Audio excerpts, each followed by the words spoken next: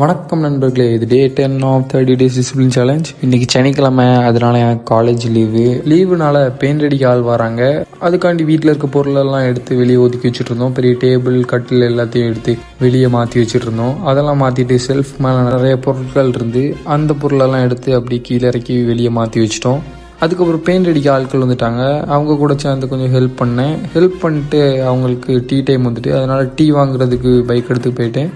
டீயும் பப்ஸும் வாங்கிட்டு வீட்டுக்கு வந்துட்டேன். வீட்டுக்கு வந்தப்புறம் செடியெல்லாம் வெட்ட வேண்டிய வேலை இருந்து, ஏன்னா பெயிண்ட் அடிக்கிறதுக்கு டிஸ்டர்பாக இருக்கும்னு அதை அப்படியே வெட்டி முடிச்சுட்டு, வீட்டில் ஒரு திண்டு டிஸ்டர்பாகவே இருந்து அதை அப்படியே அடித்து உடைக்க ஆரம்பிச்சிட்டேன். உடச்சி முடிச்சப்பறம் ஃபினிஷிங் கொஞ்சம் சரியில்லை. அதனால அது சரி பண்ணுறதுக்காண்டி சாந்து குலைக்க ஆரம்பிச்சிட்டேன். சாந்து குலைச்சிட்டு அதுக்கப்புறம் அந்த வேலையும் அப்படி செஞ்சு முடிச்சிட்டேன். இது முடிக்கிறதுக்கே மத்தியானம் தாண்டிட்டு அதுக்கப்புறம் தான் பல் தேய்க்க போனேன். பல் தேய்ச்சிட்டு அப்படியே சாப்பிட்டுட்டு மறுபடியும் கொஞ்ச நேரம் வேலை செஞ்சுட்டு அப்படியே ஜிம்முக்கு கிளம்பி போயிட்டேன். ஜிம்மில் எனக்கு இன்னைக்கு ஷோல்டர் ஒர்க் அவுட் தான். அதனால ஸ்மூத்தாக ஒரு வார்ம் அப்பை போட்டுட்டு அப்படியே ஷோல்டர் ஒர்க் அவுட் பண்ண ஸ்டார்ட் பண்ணிட்டேன். ஷோல்டருக்கு ஒரு 3 வேரியேஷன் போட்டு அப்படியே வீட்டுக்கு வந்துட்டேன். வீட்டுக்கு வந்தப்பறம் ஃப்ரெண்ட்ஸ் எல்லாரும் சேர்ந்து கோயிலுக்கு கிளம்பிட்டோம். கோயிலுக்கு போயிட்டு அப்படியே வீட்டுக்கு வந்தப்பறம் 2 இட்லி சாப்பிட்டேன், கடையில் வாங்கினது. ஏன்னா எங்கள் வீட்டில் இன்னைக்கு பெயிண்ட் அடிக்கிறதுனால சமைக்க முடியல.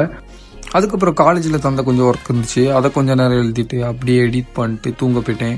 மறக்காமல் எல்லோரும் சப்போர்ட் பண்ணுங்கள். நாளைக்கு பார்ப்போம். பாய்.